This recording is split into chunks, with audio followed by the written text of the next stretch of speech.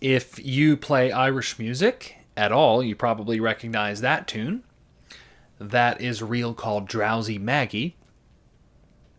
And you may have also noticed, if you know the tune, that I was adding a couple of variations into that tune that are not present in the, commonly played original melody.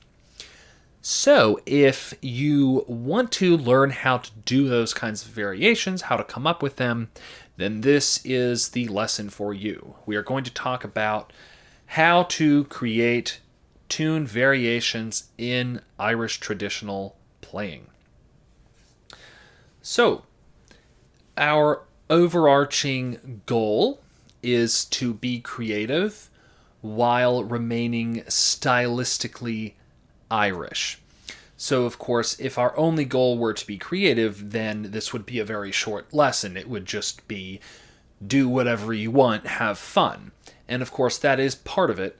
But we also need to look at how do we honor the integrity of the original tune and the style that we're playing in. So, that being said, the first thing that you want to keep in mind before you start doing any variations is that you need to know the original melody of your tune, the basic melody. You need to know that really, really, really well. And I mean all three of those relays, maybe even a fourth one could have been in there, because the what we're going to be doing with variations is we are going to be departing from the learned melody, but you're going to need to have the learned melody, the original melody, sort of playing in your head so that you can dive back in at the appropriate moment. It's kind of like, there's a dirt track on the side of the highway. You're in your four-wheeler. You need to be able to go off onto that dirt track and then right at the correct moment, zoom back onto the highway, merge into traffic without crashing. That's kind of what we're doing here. Of course, hopefully much less stressful than that scenario. But anyway, so the first point is you need to know the melody of your tune really, really well. And in particular, you need to know the skeletal points of your tune, the downbeats, the big notes, the accents. Because when we vary tunes, often those are going to be our pillar notes that we return to. So our little dirt track takes us somewhere in between those pillar notes, but then we have to return to those notes in order for the tune to still sound like the tune. And that's what I meant when I was talking at the beginning about preserving the integrity. So you need to know your tune, you need to know your pillar points, you also need to know what scale you're working in, what scale or mode, and it's not just the key signature. You do need to know the key signature, but you also need to know where's do, where's sol, is this a minor or a major key, what is the hierarchy of notes in this key. So for example, if you're in D major, D is obviously very important, A is probably your next most important note, followed maybe by F sharp. Those would be your home notes. Da, da, da, that would be your tonic triad. And then your re and your fa and your la, those are going to be like away from home sounding notes. So they're going to have a very different sound. And then of course, T is going to lead up into do, fa is going to lead down into mi. So you need to understand the hierarchy of notes in whatever key or mode you're working in. So, all of that being said, let's try a couple of simple, we'll start with some simple ones. So, the first category is very, very small changes. Almost you would think of them as being just ornamentation. But I'm including in this category of ornamentation some things that you might not traditionally consider an ornament, in addition to the classic rolls, cuts, crayons if you're playing pipes or whistle or flute, and all of that stuff. There's a couple of things that I'm going to add into here. So the first one is going to be a neighbor tone sandwich. So what that is, it's going to be, for example, G-A-G would be a neighbor tone sandwich. So it's got, the bread on either side is the G notes, and then the A in the middle is the filling. So that's why I call it a neighbor tone sandwich. So that you can put in place of just a simple long held note. So let's say let's think of a tune. Let's say you're doing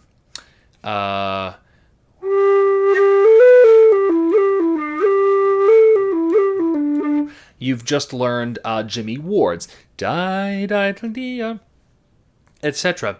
And for whatever reason you've just got that long note at the beginning, that dotted quarter note G. Well, one way you can dress up that is to make it a neighbor tone sandwich. G-A-G-G.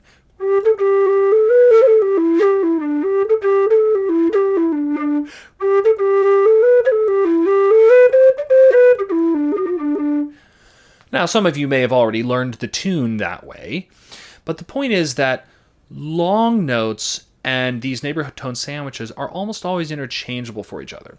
And you could go down to the lower neighbor, sorry.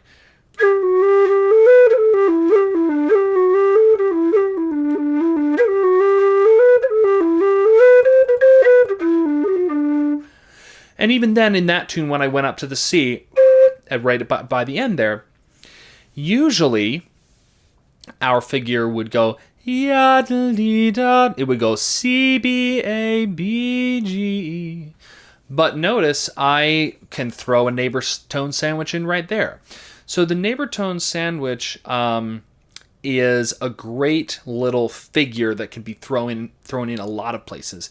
It can replace a long tone, it can replace a roll, it can sometimes replace three completely unrelated notes. It works especially well in a jig because the jig is arranged into triples, and this is by default a triple figure. You can do it in a reel, though. Of course, you'll need one more note to complete the beat. So, for example, let's see. Let's think about Drowsy Maggie. Where would we put that in?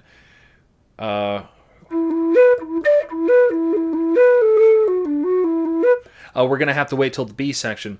So, for example, on our B section, we usually start.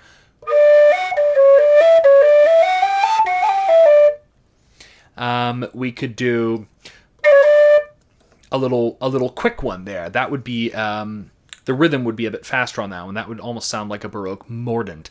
Biddly, biddly. So we could go. Sorry. Hear it? Here's another spot you could do it.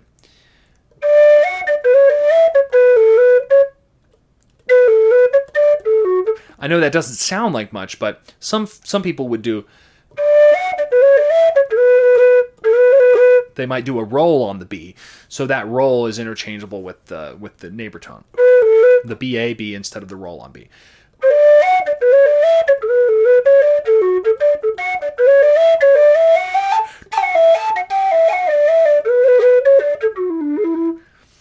Some melodies don't really offer you much opportunity to work with that, but it's just always something to keep in mind. Now, my next thing I'm going to say is that a lot of those long tones or neighbor tone sandwiches that might already be written into the tune, you can turn those into rolls, and that is going to sound really, really good. So, for example, let's say you're working on rolling waves, and you've learned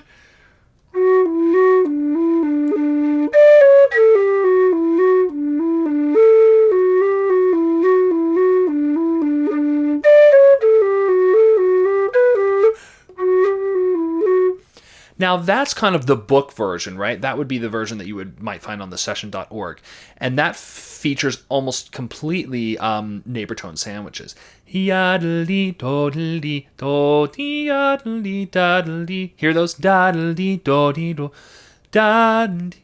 Do-dee-dum. Those ones at the end have skips instead of steps. Do-da-do-do-da-do-dee. Now, every single one of those can be turned into a roll.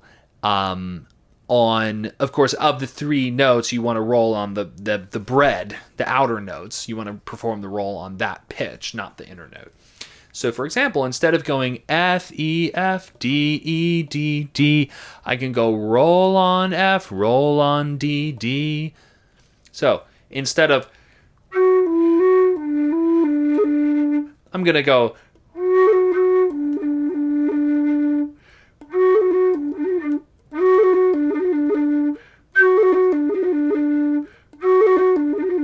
instead of, now, of course, on the flutes and whistles, when we get to the low D, we typically do a cran instead of a roll. So whatever ornament suits your instrument best. Maybe it's a triplet figure. Maybe it's a bowed ornament. Maybe you want to tongue the ornament. Ta-ta-ta, So there's a lot of different things you can do there, but the basic idea is that a long tone or neighbor tone sandwich can become a roll in 99.9% of cases. So like in Rolling Wave, check it out. I'll play more of it.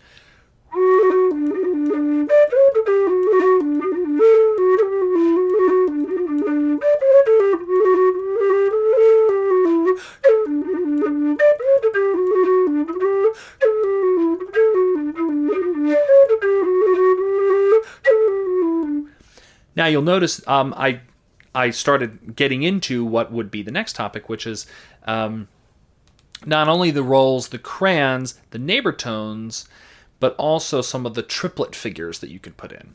So I don't know if you noticed, but at one point I did, let's see, what did I do? Maybe something like that. Boodly-boo, boodly-boo. So instead of your boo-bee-boo, your F-A-F. Anytime you have a third that's played right next, the interval is played as eighth notes, bo-be-doo, bo-be-doo, you can insert the step between those, and that gives you 16th notes. And that's what we call a triplet in Irish music. It's not really metrically a triplet. It's really 2 16ths followed by an eighth. Bapa-dee, bapa-dee. A triplet would be...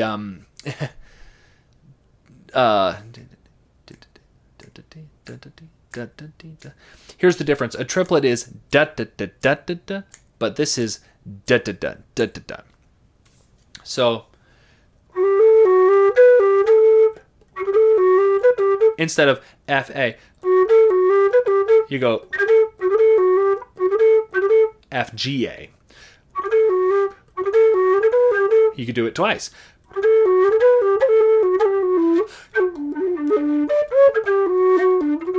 There's another one.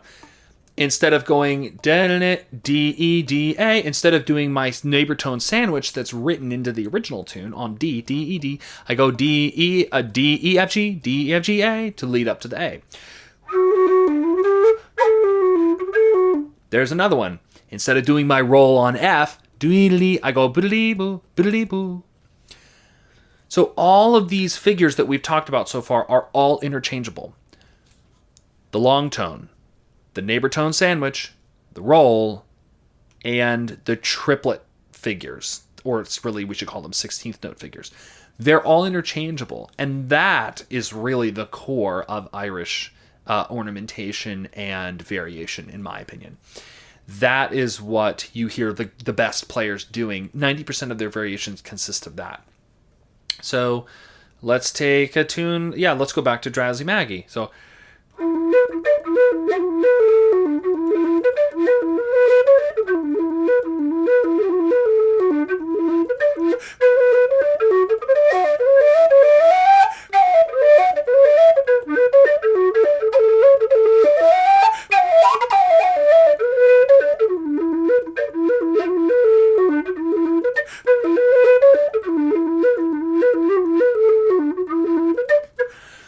So basically, when I'm doing that riff in the A section, with the E's and the B's, sometimes I'm doing a roll on E.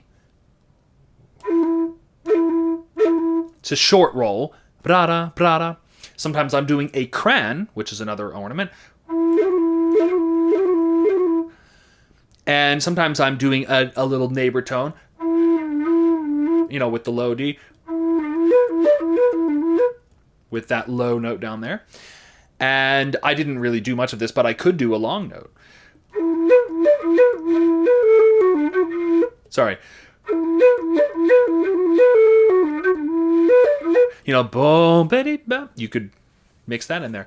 And then another thing is the triplet again.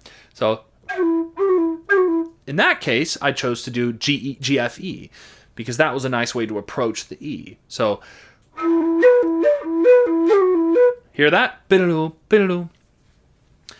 So this whole category, rolls, crans, neighbor tone, sandwich, long tones, and triplet figures, they're all interchangeable.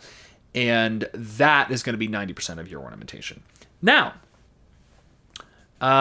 moving on to sort of the next category is what I'm thinking of as being small chunks of melody. So changing small chunks of the melody. That previous category, I guess I think of as more being like very small ornamentation. And then this next part, maybe you're looking at 2 to 4 notes changing in a more substantial way. So we're not looking at more than a measure or even a measure. We're looking at a small part of a measure, 2, 3, or maybe 4 notes. And so in this category, the important thing is to know your target note. And so basically, this is where knowing the style does become very, very important. So there are certain types of figures that are very common in Irish tunes and others that are not as common. The best default is going to be to study your pentatonic scales. That is going to give you the most Irish sounding variations. So for example, on D, you have D, E, F sharp, A, B. Those are your notes.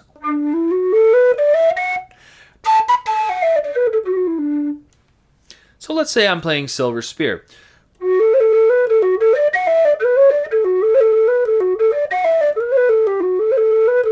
99% of that first A, that A section is using the D pentatonic. So say I wanted to vary that, maybe do a little small chunk variation, I'm going to probably choose something from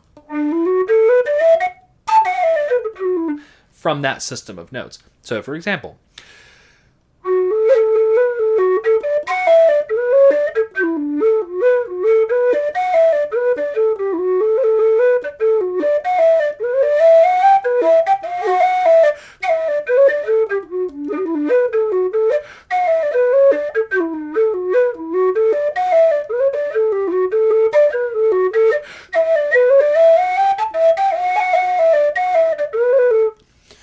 now, I will admit, at the end of the phrase, there is a note that goes out of that system, the da, and I've talked about that in other videos. That's the fa.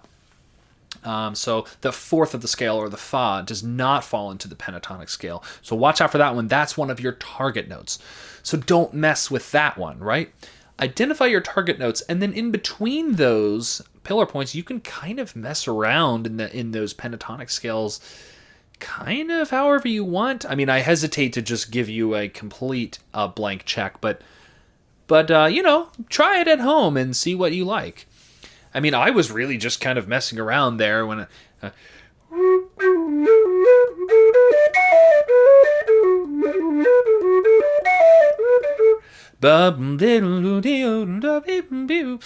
just popping around between those different tones, right? Now, in terms of some specific strategies, once you are familiar with your pentatonic scale and your sort of Irish style, what kinds of phrases sound Irish, a couple of ideas, you can try swapping a scalar passage or pattern for a chordal pattern. So a lot of Irish tunes are, of course, based on either scales or chords. And And oftentimes you'll have these little 3 or 4 note figures that maybe it's a da da da da da da da da, and maybe in that case, ya ba bum bum. Maybe you could change it to a chordal pattern as long as it flows into the note after it just as well. And oftentimes you'd be surprised it actually can work. One instance that I was just thinking of is in the tune Apples in Winter. So check this out.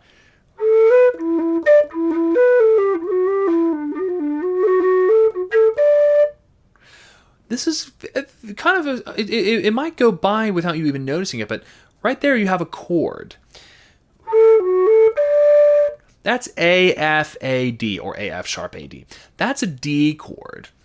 Now, the pillar points here are the A and the D. So it's A, F, A, D. The downbeats are the A and the D. What's another way to traverse the distance from A to D? Well, you could do the scale. A, B, C sharp, D. Now, of course, in this case, you would need to know that this particular tune uses a C sharp, even though it's in, quote, E minor. It really does use a C sharp. So that would be going back to what we said earlier. You do need to know your scales and your modes. But, for example, yeah, in that case, instead of playing the little broken chord, you could easily go, and then you could change from one to the other throughout the tune. So take a listen.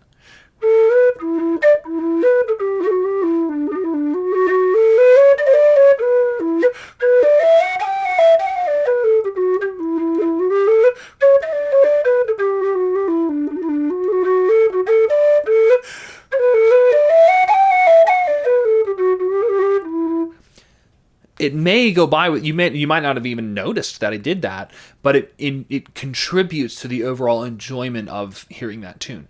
Or they just have slightly different affects, right?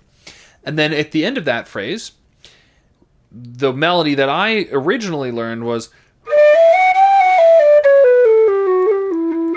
almost entirely scalar.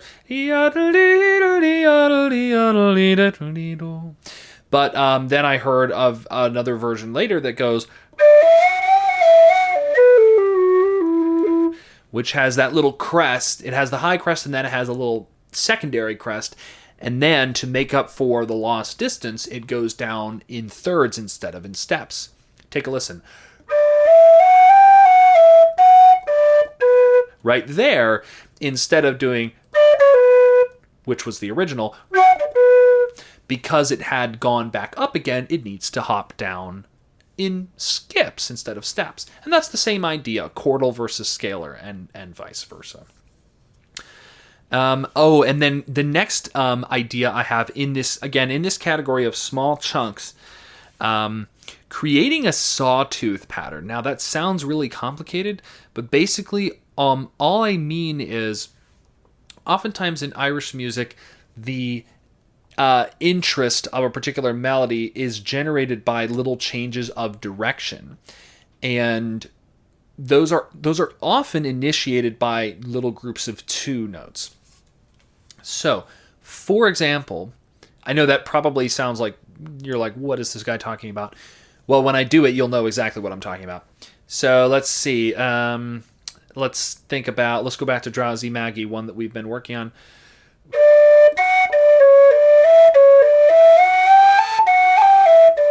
Those little that's a very simple instance of a sawtooth pattern. If you look at that graphically, it's down, up, down. Just a little zigzag, right? See, because if you only have, straight scales going up or down, then you don't have any interest. So, for example, if you did...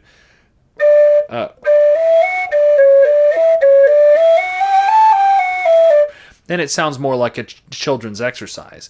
So instead of that... it's the same exact notes, the same number of notes, and the same pitches, but they're turned into a zigzag. That's a classic one, right? And you have all those tunes that go... those little beep and bop and boop and bop and things at the end of the B sections. Well, you can basically learn from those and sort of create figures like that of your own volition, right? And one thing I like to do is with the little beep and bop and beep and bopms, I might actually change the direction of one of them. So let's see.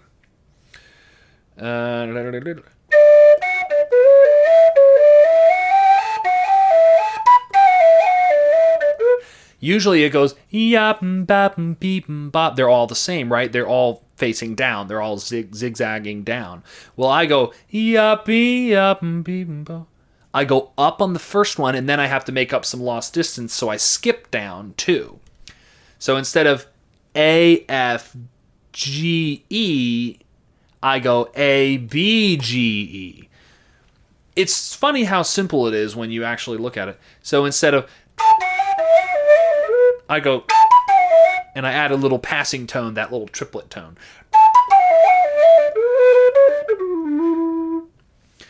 So playing with those little zigs and zags is going to give you a ton of super cool variations. So, for example, if they're all facing the same way, flip one of them over. Instead of go or let's take that same figure and try flipping another one. Let's flip the second one. So, let's see, what are we going to do? So our target note would be F sharp. So, no,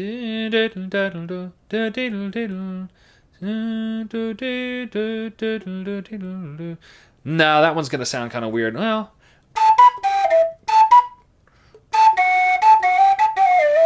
no, it's not terrible. That makes a little circle around that. A little bit unusual, right? Let's try another one. So we have A, F, G, E. How about on the F sharp, instead of going F sharp to D, let's go F sharp up to G and then down to E. So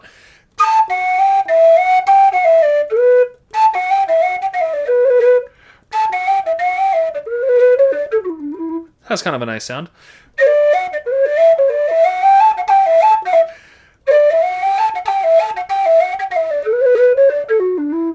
Yeah, you could pull it off. It's maybe not the best one, but those are just things to try.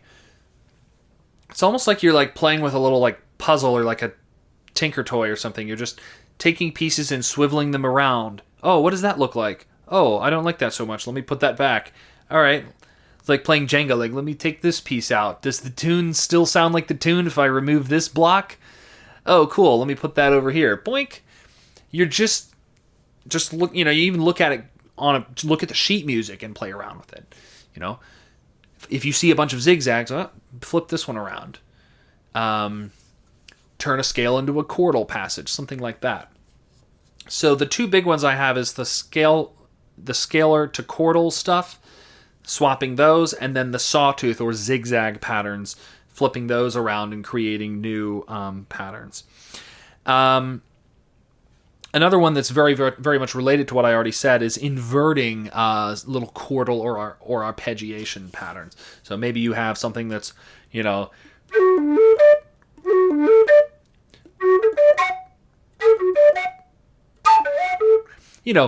taking the same pitch names, but maybe displacing the octaves so that you get a different pop.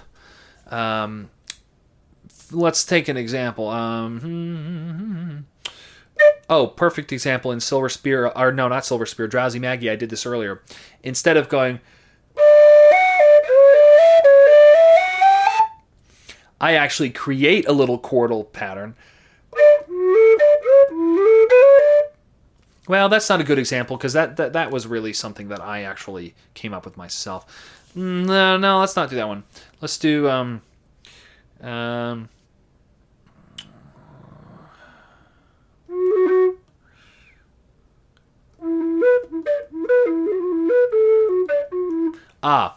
perfect example. So if you're doing Drowsy Maggie, typically you have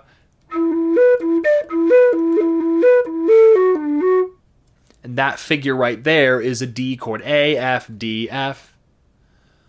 What if we were to pop some of those up an octave? Let's pop the D up an octave. So we'll have A, F, D, F.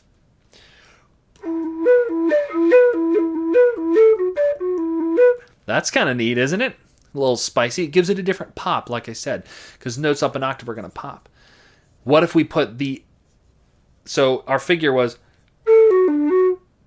A, F, D, F. What if we put the F, the first F and the D up an octave, and then... Oh, that's going to be tough. Let's try it.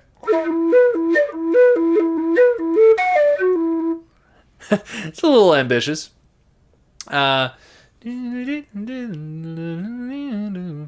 about this? Let's add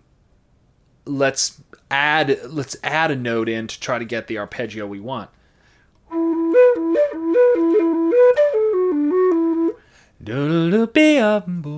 So I put that D in there to set myself up for the arpeggiation that I wanted.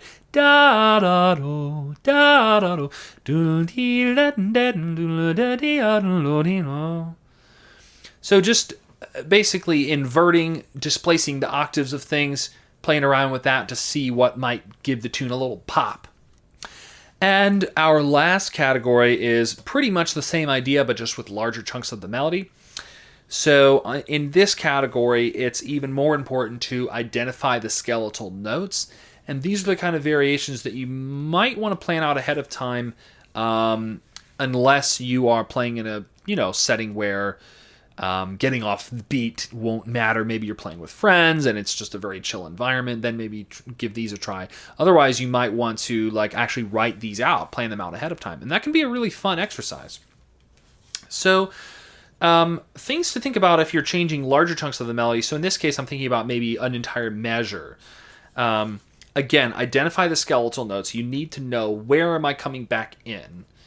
Where am I landing? Where am I coming back off that dirt track onto the highway?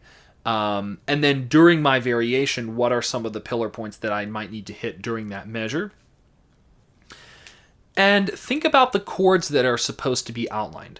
So like I pointed out thus far, a lot of these tunes feature little tiny cells of chords. A, F, D, E, G, B, right? G, B, D, little triadic formulations. Don't mess with those, or at least keep the pillar points of those the same. So maybe you had an A, F, D. You can change that to maybe a little scale, but don't mess with the integrity of the A and the D, for example. Don't change it to something completely unrelated. So listen for those chordal, those little triadic formulations. And then, of course, like we said before, think about the mode that you're in and the hierarchy of those notes. So, for example, if you're in D major and the bass melody is playing around with that pentatonic scale, don't throw a really strong fourth tone in there, the fa. It's not going to sound right. So, for example, let's say I'm doing Silver Spear.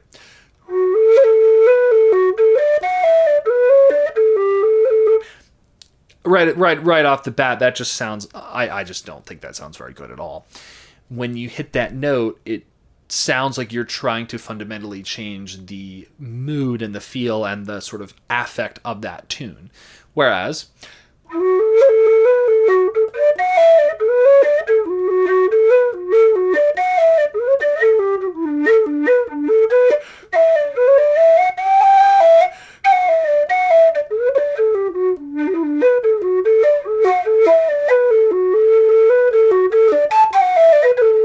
sorry.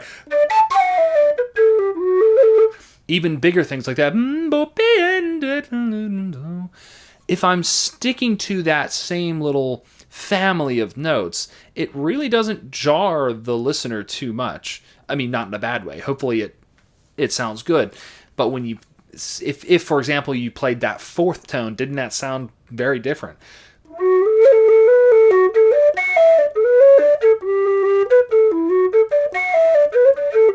And I even did my absolute best to make that musical. I tried to resolve it, and it just doesn't sound like the same melody, does it? It just doesn't sound like the same tune, the same type of tune. So be aware of the hierarchy of notes, the mode, the chords that are being outlined, and when possible, use simple melodic figures like steps, skips, or chord tones. Don't do weird leaps, right? So don't jump up a fourth and then up another fourth. That's outlining a seventh. Ain't nobody got time for that. So don't sit there and go. We'll leave that for the jazz guys, right? Outline chord tones or scales, right? Or the little zigzags that we talked about. Or a combination. And of course, these are the very building blocks that you would use to compose your own tune, right? Like, let's say I'm going to make up a tune right now.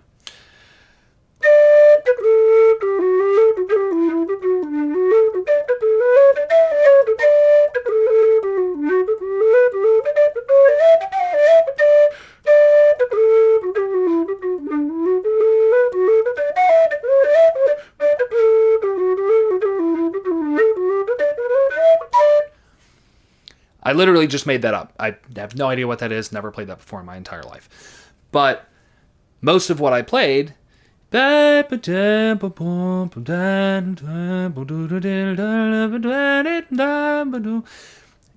scalar, outlining chord tones, or, neighbor tones, passing tones. It all has a logic and structure. I'm not going to go... well, actually, that didn't sound so bad. I'm not going to go, let's see.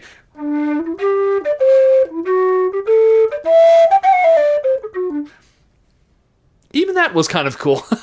I'm having trouble composing something that sounds terrible. But I think that didn't sound as Irish, did it? It definitely sounded a little more eccentric. So the Irish stuff is usually the most, like, it tends to have a flow and very easy singable flow to it. You should be able to sing your variations. There's a good tip for you. Start your variations by singing them first. Don't just mess around on your instrument and do random stuff. Sing your variations and make sure they're melodic, make sure they flow, make sure they sound Irish. So avoid awkward jumps or leaps. If you're going to do a jump or a leap, make sure you resolve it by a step. So, right? D, C, B. Now I had a passing A, C, B, A. Something like that works. If I'm going to leap up, I have to let that resolve by step, Or...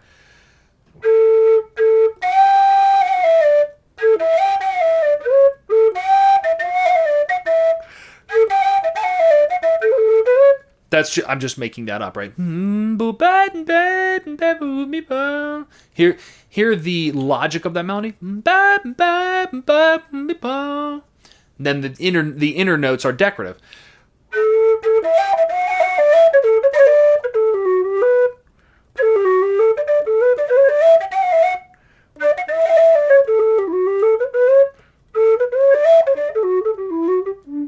See, I'm messing around, and that didn't sound very good. Why? Because I brought myself to the fourth, and then I awkwardly leapt down to the tonic. That's why that sounded bad, because I got to the fourth tone and I didn't resolve it. I really should have gone much better, wouldn't it have been? So these are all things you can study, you can practice, you can improve at, you can understand better, you can listen for in other people's playing. Listen to the great masters. One of the great masters of variation is Seamus Egan. Take a listen to Seamus Egan. He plays flute, whistle, banjo, and mandolin. He also plays guitar and, probably other things. But take a listen to his recordings. The titles of the recording are A Week in January, and he has one called I think it's just called like Irish Traditional Music, something very plain and simple. But he has some wonderful variations. They're very impressive, they're very fun, they're very fast, but they do sound Irish. They sound unmistakably in the flow, he's not breaking out of the style. So, that is all I have for you on variations. Before we go, let's practice replacing larger chunks of the melody. Let's do a couple practice runs. One of them was that thing I wanted to show you on Drowsy Maggie that I was thinking about earlier. So the B section. Oh, sorry.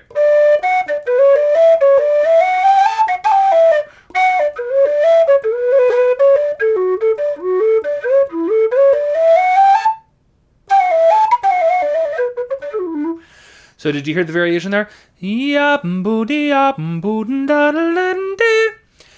What I did there, I actually came up with that a while ago, but I know that the original melody goes da dee do dee do.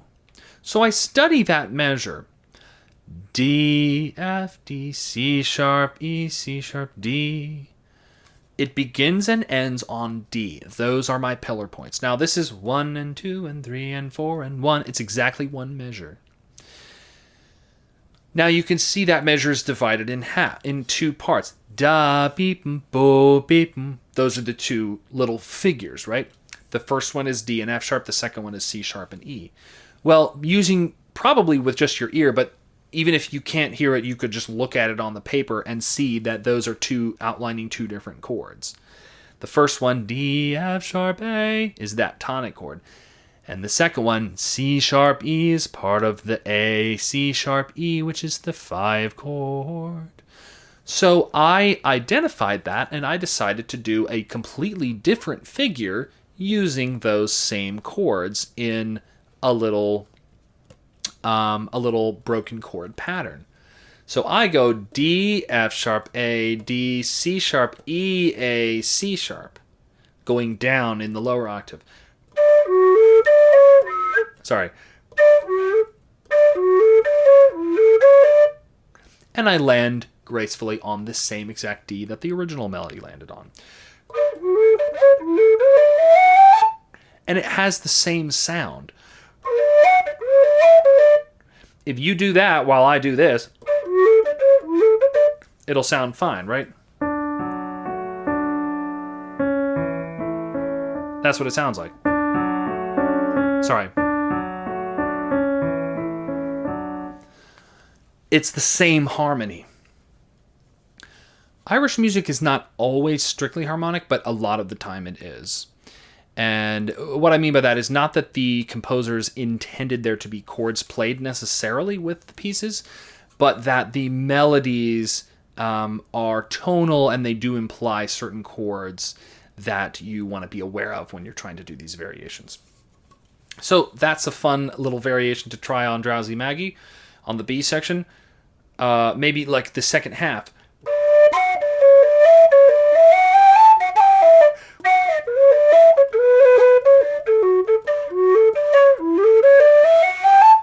That's D, F, A, D, C sharp, E, A, C sharp.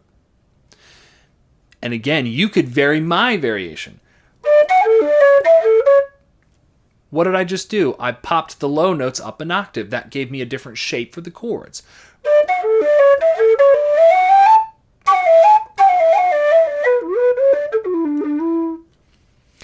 All right, that's all I've got for you. The categories we went over today were the little interchangeable ornaments at the beginning. And then we worked on replacing small chunks, 2, 3, or 4 notes. And then we talked about replacing larger chunks of up to a measure or more. Hope you enjoyed this lesson. Let me know what you think in the comments or send me a message. And have fun with your variations, and I'll see you next time.